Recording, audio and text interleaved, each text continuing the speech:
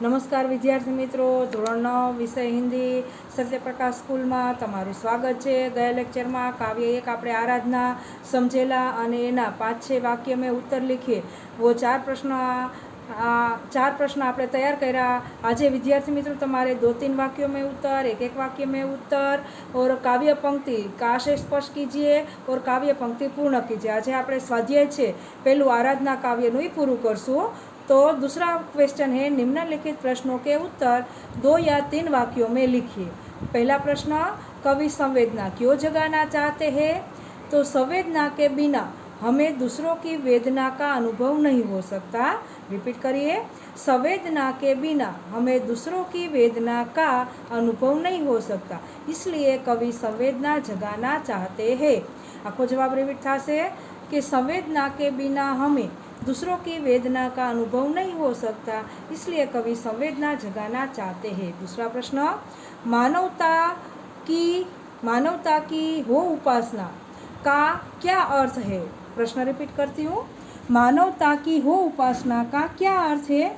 लोग एक दूसरे की पीड़ा समझे और उसे दूर करने का प्रयास करें, यही मानवता की उपासना है। रिपीट करिए, लोग एक दूसरे की पीड़ा समझे और उसे दूर करने का प्रयास करें, यही मानवता की उपासना है। क्वेश्चन नंबर 3, निम्नलिखित प्रश्नों के उत्तर एक एक वाक्य में लिखिए।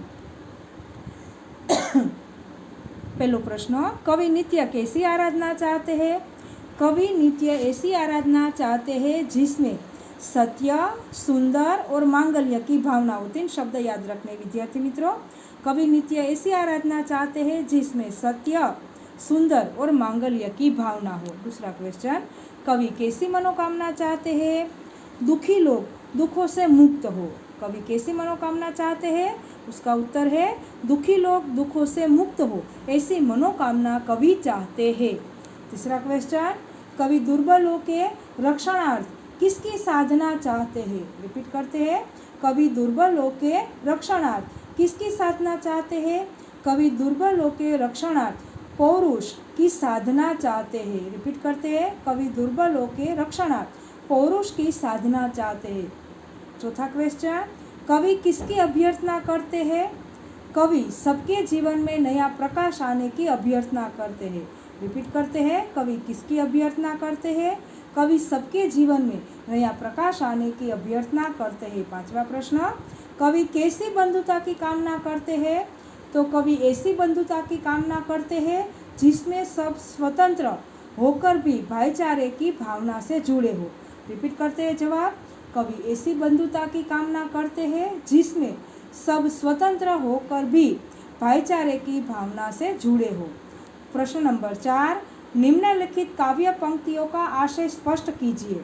पहली पंक्ति है विद्यार्थी मित्रों, देह मंदिर चित मंदिर एक ही है प्रार्थना, सत्य सुंदर मांगल्य की नित्य हो आराधना। रिपीट करते हैं, देह मंदिर चित मंदिर एक ही है प्रार्थना, सत्य सुंदर मांगल्य की नित्य हो आराधना। इस पंक्ति को स्पष्ट करना है, इसका हेतु स्पष्ट करना है।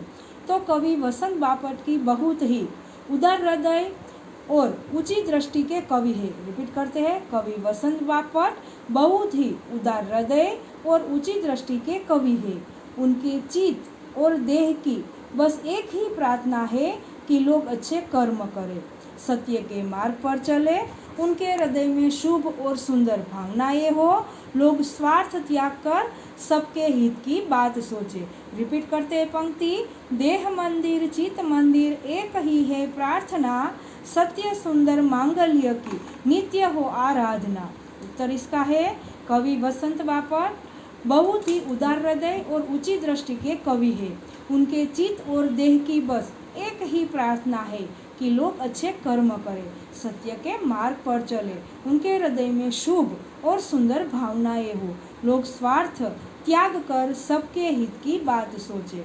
दूसरी पंक्ति है, भेद सभी अस्त होवे बैर और वासना, भेद सभी अस्त होवे बैर और वासना, मानवों की एकता की पूर्ण हो कल्पना, मानवों की एकता की पूर्ण हो कल्पना, मुक्त हम चाहे एक ही बंधुता की कल्पना, मुक्त हम चाहे एक ही बंधुता की कल्पना।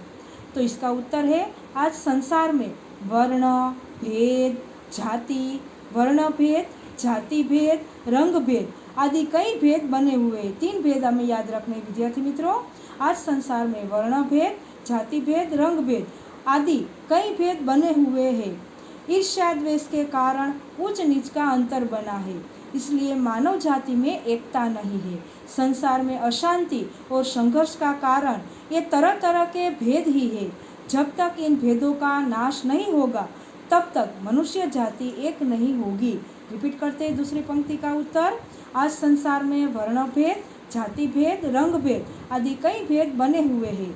ईर्ष्या द्वेष के कारण ऊंच नीच का अंतर बना है, इसलिए मानव जाति में एकता नहीं है। संसार में अशांति और संघर्ष का कारण ये तरह तरह के भेद ही है। जब तक इन भेदों का नाश नहीं होगा तब तक मनुष्य जाति एक नहीं होगी। लास्ट क्वेश्चन, प्रश्न 5, काव्य पंक्तियों को पूर्ण कीजिए। काव्य पंक्ति पूर्ण करो। देह मंदिर चित्त मंदिर एक ही है, પછી डॉट डॉट डॉट છેલ્લો શબ્દ છે પૌરુષ की साधना। तो इसका उत्तर है विद्यार्थी मित्रों, देह मंदिर चित्त मंदिर एक ही है प्रार्थना। पहली पंक्ति। दूसरी, सत्य सुंदर मांगल्य की नित्य हो आराधना। देह मंदिर चित्त मंदिर एक ही है प्रार्थना, सत्य सुंदर मांगल्य की नित्य हो आराधना। तीसरी, दुखियारों का दुख जाए है यही मन कामना। दुखियारों का दुख जाए है यही मन कामना। वेदना को परख पाने जगाए संवेदना।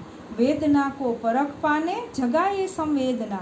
दुर्बलों के रक्षणार्थ पौरुष की साधना। दुर्बलों के रक्षणार्थ पौरुष की साधना। तो रिपीट करी जाए पंक्ति।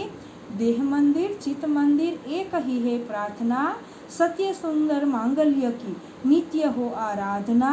दुखियारों का दुख जाए है यही मन कामना। वेदना को परख पाने जगाए संवेदना। दुर्बलों के रक्षणार्थ पौरुष की साधना। दूसरी पंक्ति पूर्ण करनी है। जीवन में नव तेज हो डॉट डॉट डॉट बंधुता की कामना। इसका उत्तर है जीवन में नव तेज हो अंतरंग में भावना। जीवन में नव तेज हो अंतरंग में भावना।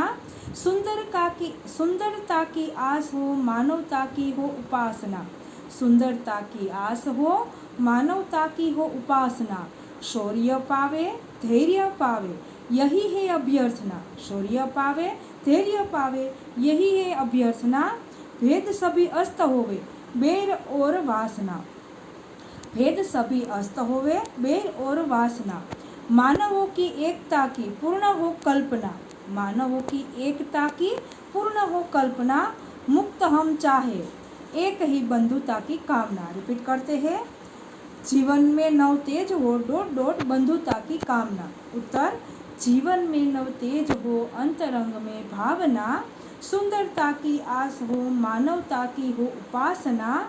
शौर्य पावे धैर्य पावे यही है अभ्यर्थना। भेद सभी अस्त होवे बैर और वासना। मानवों की एकता ही पूर्ण हो कल्पना। मुक्त हम चाहे एक ही बंधुता की कामना। अस्तु विद्यार्थी मित्रों, एक बार आ ચોપડામાં લખી અને પાકું કરવાનું રહેશે। એક જ વાર લખવાનું છે। તમે જે હિન્દીનો ચોપડો બનાવ્યો છે હિન્દીના ચોપડામાં। અસ્તુ।